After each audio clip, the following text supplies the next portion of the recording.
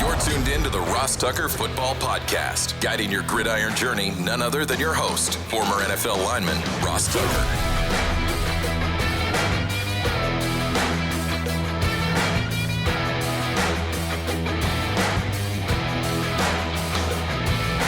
Oh, yeah, it is. But it's not just any Ross Tucker Football Podcast. It is a Power Rankings Tuesday.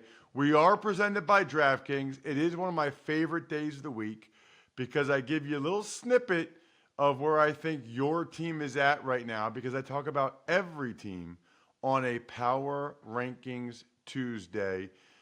I also love giving out winners. I'm going to do the YouTube shout out today because I got a YouTube comment yesterday asking specifically for a shout out on a Power Rankings Tuesday. So I know Ethan and Michael Bisagno. I'm totally guessing on the last name, guys. It's Bisigno.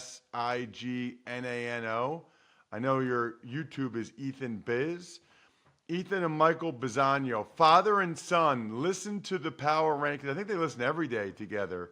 So shout out to you guys. You're the YouTube shout out winner of the week. YouTube.com/Ross Tucker NFL. The patron of the day is Corey Devlin. Good time to be a patron. I was up 10 units in week 5 on the Even Money Betting Podcast. 10 big ones. Patreon.com/RT Media. YouTube.com/Ross Tucker NFL. Speaking, by the way, of the YouTube comments, got a couple comments yesterday about the ads. Just so you guys know, we try to have 3 or 4 short ones every episode. Yesterday, because I wanted to do both the Labatt Take and the fourth quarter team of the week, we did 5. So there'll actually be less now the rest of the week. Some of them are really quick, like Labatt or DoorDash. And a lot of them now are cool. Like today, we'll do the Wrangler team I ride with. It's really a segment, right? It's really just a segment, and we throw the mention in for the sponsor. Just wanted to tell you, I'm hearing you guys. We're always trying to make the show better for you. And so what I'm going to do on some of these ads now is double up a little bit so that it's only kind of one quote-unquote interruption. Although I know a lot of you actually like the segues where I somehow invent a way to get from the content to the sponsor. At any rate, it's Big Show time. The Big Show. All right, Ross, before we get into your rankings, we'll talk about last night's game. The Raiders' defense pretty much took control, holding the Packers 13 points in a low-scoring victory, 17-13. So I got breaking news, Jack. Neither one of those teams is very good. I mean, they're just not. The Packers are a different team without Aaron Jones. They really miss and lack his speed in the backfield. I understand that the Packers have a bye this week, so it made sense to be extra careful with Aaron Jones. But that's about as perturbed as I've ever seen Matt LaFleur look. And Troy Aikman and Joe Buck made it pretty clear he wasn't real happy that Aaron Jones didn't play because he thought he was going to play. And so you kind of game plan around a certain expectation, but that's why you have to have multiple game plans, bro. The Raiders marched pretty early for a touchdown drive to Jacoby Myers. This has been a big topic for Joe Dolan on the Fantasy Feast podcast, Jack, but it's bananas that the Patriots just let him walk and sign Juju Smith-Schuster to the same contract. That goes against, unless there's something about Jacoby Myers that I don't know, that goes against everything you ever hear about Belichick, right? Like, he much prefers the guys on his own team that he already knows something about. Instead, to let Myers go for Juju, that's one reason why the Patriots are struggling as much as they are offensively. He was like their best player last year. Anyway, Jordan Love did not have a very good game at all. And in fact, what's he had, like 3 bad games in a row now? I mean, his first 2 were pretty good. It's getting worse. If I'm a Packers fan, I'm a little bit concerned. He grooved an interception to Robert Spillane, threw it right to him. Raiders had to settle for a field goal. He had a couple other bad interceptions where I didn't know what he was doing. Speaking of didn't know what he's doing, man, I know this guy personally, and I played for him in New England. I really think Josh McDaniels is a good guy. I do not think he's a good coach. I do not think he's a good coach. I mean, to not call timeout at the end of the first half, and then you're scrambling to try to get a points field goal at the end of the first half, that didn't make a whole lot of sense to me.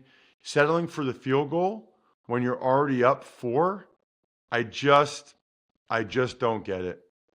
I just don't understand. It's very clear that McDaniels does not follow analytics at all, doesn't care about win probability, does not care about expected points added. And to me, in 2023, that would be like a fireable offense. And that doesn't mean you have to follow what the math tells you, but he seems oblivious to it. It does not seem like he even knows that he's making a decision that goes against the odds, that goes against the percentages. You know, in life, we're all trying to get as much information as possible to make the best decision possible for everything, right? You know, what school our kids go to and this and that. It just doesn't feel like McDaniels has that information. And if he does, he's not following it. Bad night, by the way, for the Packers. They lose Quay Walker and Darnell Savage to injuries. And the only thing you can count on in a Raiders game is that Mad Max Crosby is going to be a dominant player. Absolutely love that dude, what he brings to the table. Eastern Michigan guy balling out like that. He is awesome. Learning a second language is awesome. 1 in 5 Americans. That's it. Only 1 in 5 Americans speak a language other than English at home. Let's be honest. You meet somebody that's bilingual or sometimes trilingual, extremely impressive. Really impressive, right? Like, I don't know many people that are bilingual or trilingual that aren't interesting people, that are smart. You got to try Babbel. It works. We used it before we went to Ecuador. They got these quick 10-minute lessons designed by over 150 language experts to help you start speaking a new language in as little as 3 weeks.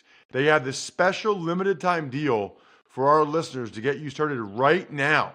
Get 55% off your Babbel subscription, but only for you guys at Babbel.com/Ross. Get 55% off at Babbel.com/Ross, spelled BABBEL.com/Ross. Rules and restrictions apply. It's time for the all-important Power Rankings. The worst team in the history of the NFL is... 32nd team, Ross, is the Carolina Panthers. Well, they're the only team without a win. They don't seem real close to getting a win. Their quarterback is struggling. Their young quarterback struggling. And maybe even more surprising, their defense is really struggling. I thought their defense would at least be able to carry them early. Another surprising team this far back, 31st, New York Giants. I mean, they have a really bad team.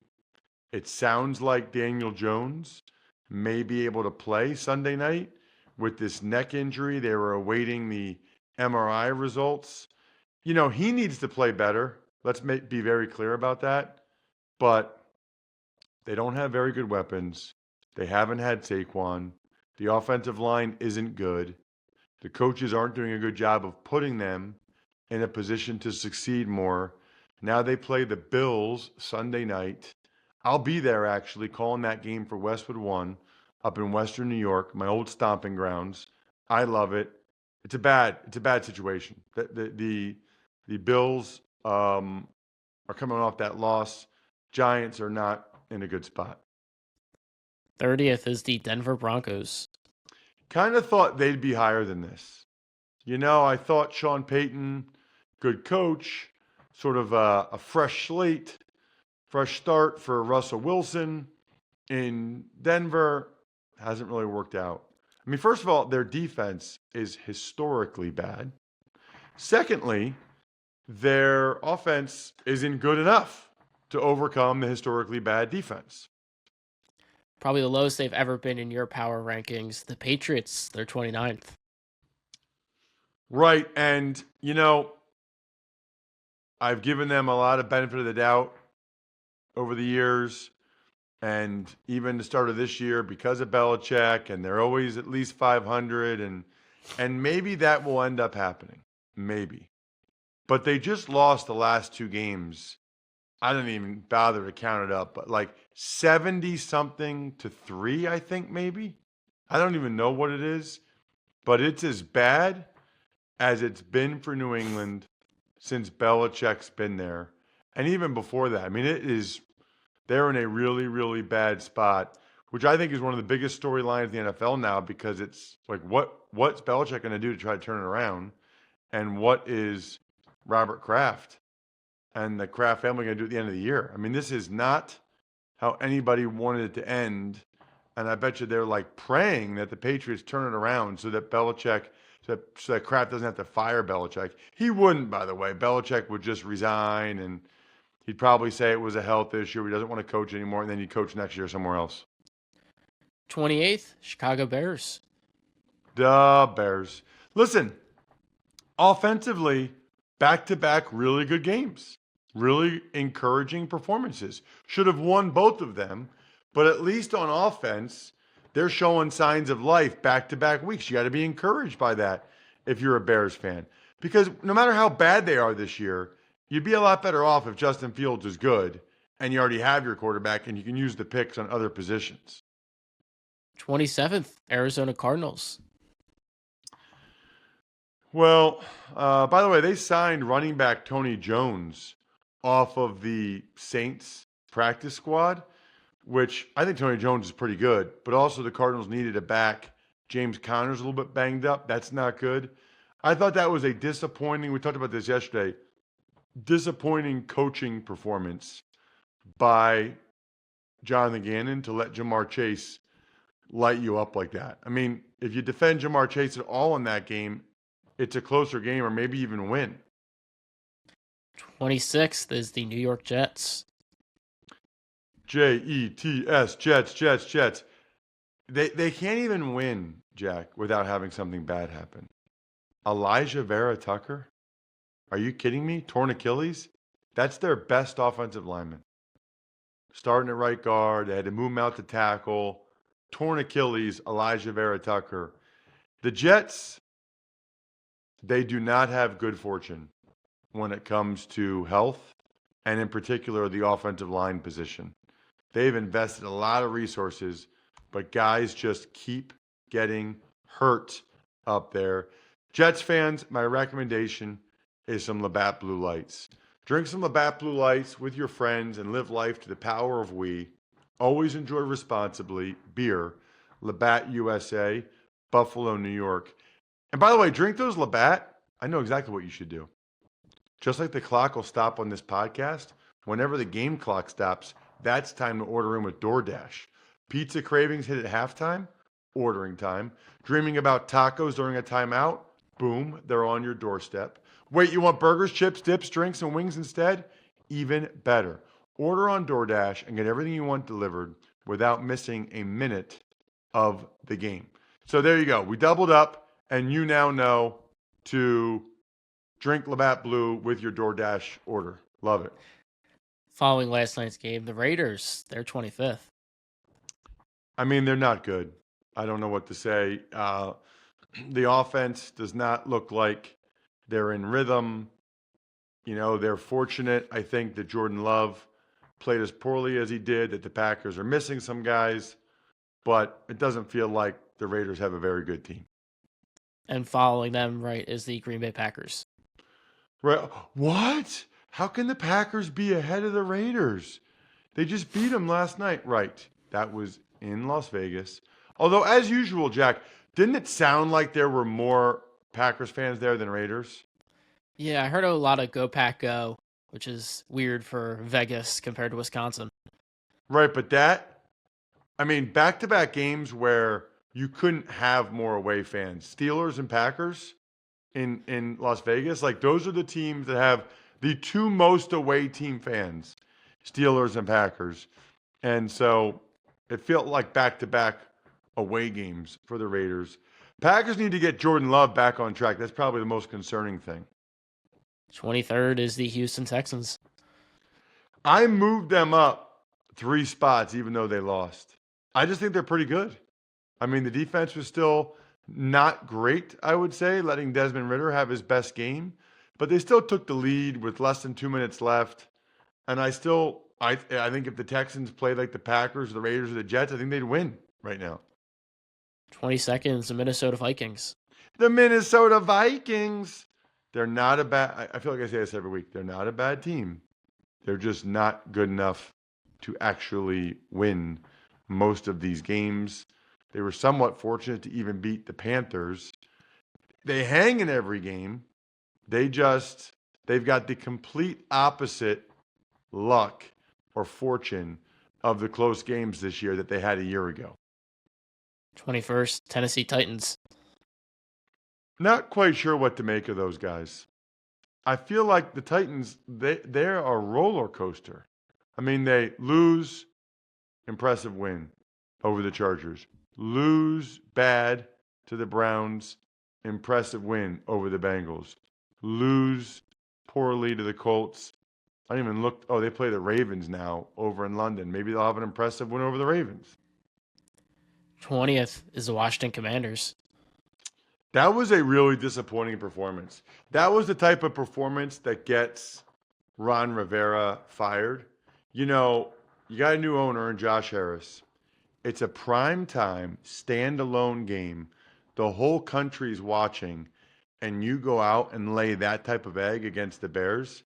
It's a real bad look for Rivera, and I'm pretty sure he knows it. 19th is the Indianapolis Colts. 3-2, man. Looks like Richardson will be out a month or so. Thankfully, they have Gardner Minshew. You know, the backup quarterback is like definitely a top 10 player on your team. You don't know if he's going to have to be used that year or not, but man, if you have a good one or one capable of winning your games, it's significant. 18th is the Cincinnati Bengals. You got to be feeling a lot better about them right now. If you're a Bengals fan, it kind of feels like, hey, that's more like it. And we'll see if they can stack good performances like that together, because that was real good. The Falcons, they come in at 17th. You know, that was a big win for them. They had 2 bad losses in a row where they didn't look good. So to keep battling, to fight back, to even come from behind after they allow C.J. Stroud to score that touchdown was really impressive. The halfway mark, we've got the Steelers at 16th. And this is the Steelers. I mean, it's uncanny, their ability. Nobody wins games where they look worse than the Steelers. Nobody. They have an uncanny ability to have their whole fan base wanting to fire everybody because Pickett's not good, bench him, put Trubisky in. Canada should have been fired 3 years ago. Tomlin's lost it. Oh, they won. They beat the Ravens. 15th is the New Orleans Saints. That was really impressive. Now, listen, I know that the Patriots are down, but to go on the road to Foxborough, 34-0, that was an epic beatdown by the Saints, and they moved up several spots as a result. The Rams are 14th. I think the Rams are actually pretty good. I mean, they're certainly better than a lot of these other teams. Stafford's playing well. O-line's doing okay. And with Cooper Kupp back, they've got legit weapons. The one-name defense is pretty solid. You know, I know people that think the Rams are going to have a chance to be in the playoffs, like to get that 7th seed. The Cleveland Browns, they're 13th. Coming off a bye, first time I'm saying this year, I think. Coming off a bye, so not much to say, other than I think I saw where Watson still wasn't practicing. That's interesting to me. 12th is the Chargers. Go, Chargers, go. San Diego Superchargers. San Diego Chargers. They had a bye, so not much to say other than they needed to get healthy. Bosa, James, Herbert's finger. 11th is the Jacksonville Jaguars. Back-to-back impressive wins over teams with winning records over in London. Maybe the Jaguars just moved to London. Maybe they like go to the Super Bowl and win it since they're so good over there. 10th is the Tampa Bay Buccaneers. Bucks also had a bye, so not much to say. But who would have thought that the Bucks would be a top 10 team going into Week 6? That the Bucks would be 3-1. It's impressive, and I think Todd Bowles and Baker Mayfield deserve as much credit as anybody. Baltimore Ravens, they're 9th. Not quite sure what to make of these guys. They've got two of the most disappointing losses of the year. And in fact, you go back to like last couple years, I like John Harbaugh. I think he's a good coach. It feels like they've lost more than their fair share of these close games, doesn't it? 8th, Dallas Cowboys. How about them Cowboys? Well, listen, the Niners are a really good team. So they're not dropped to 8 just because of that. But it's not their first loss. They also lost by 2 scores to the Cardinals. So here you have the Cowboys. Everybody's saying how great they are, how good they look. Well, they're 3-2. So they're not that great. Seattle Seahawks, they're 7th. They had a bye coming off the Monday night game, and Jack, every show I went on, even on this show, even Money Betting Podcast, everyone, I said that I could see the Seahawks or the Lions coming out of the NFC. Now, that might be tough because the Eagles and Niners are looking so good, but the Seahawks and Lions look real good. Who would have thought the NFC would be looking better than the AFC? Buffalo Bills, they're 6th. Well, and they, it's slim pickings now when you sign Josh Norman. Josh Norman? I guess they said, somebody told me he was on Carolina's team last year. I don't remember that. I don't remember him playing for like the last couple of years, but that's where the Bills are at right now with some of their injuries, unfortunately. New team in the top 5, Detroit Lions, they're 5th. And that's why they're the team I'm riding with. I am all in on the Detroit Lions. It's brought to you by Wrangler, made for the ride of life. Save 15% on your first Wrangler.com order with promo code ROSS15. How can the Lions not be the team I'm riding with this week? No Jahmyr Gibbs, no Amon-Ra St. Brown, and they still absolutely smashed the Panthers. Their offense is playing really well. Their defense with Hutchinson and Anzalone, they're playing well. The Lions are going to win that division, and the Lions are absolutely a force to be reckoned with in the NFC postseason. 4th, Kansas City Chiefs. Yeah, last week they were 5th. This week they're 4th. They're fine. They'll be there at the end. They always are. They got Mahomes and Kelsey and Andy Reid, but they don't look that great, right? It looks like there's something kind of missing when you watch them play. 3rd is the Miami Dolphins. Miami Dolphins, Miami Dolphins, Miami Dolphins number 3. Miami Dolphins, Miami Dolphins. That potential injury to Devin Achane is big. We're going to find out about Achane. But that would obviously, look, they still have Mostert and Jeff Wilson, but that would still be a pretty significant loss if they didn't have him. 2nd is the Philadelphia Eagles. Go Birds. Go Birds.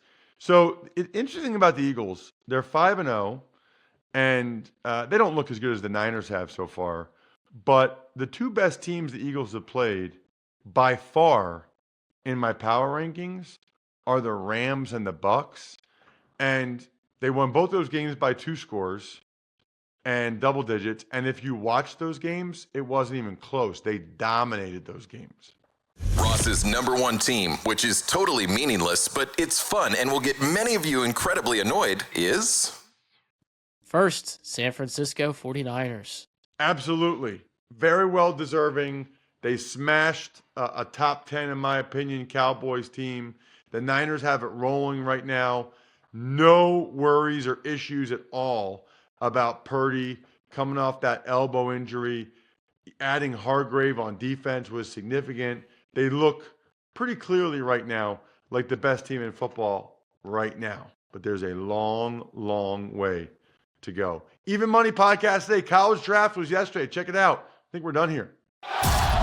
Thanks for tuning in to the Ross Tucker Football Podcast. Make sure to also check out Even Money, Fantasy Feast, and College Draft, all on the DraftKings Network, YouTube, or subscribe to the podcast on your favorite platform. Shout out to myfrontpagestory.com. My favorite gift you could ever get anybody. And if you ever want to win the sponsor confirmation email winner thing, you're pretty much guaranteed if you send me an order from myfrontpagestory.com. Then we've got Pizza Boy Brewing, delicious, Sporticulture, humanheadnyc.com, steakhousesports.com, go-bangles.com, and backofficescheduler.com.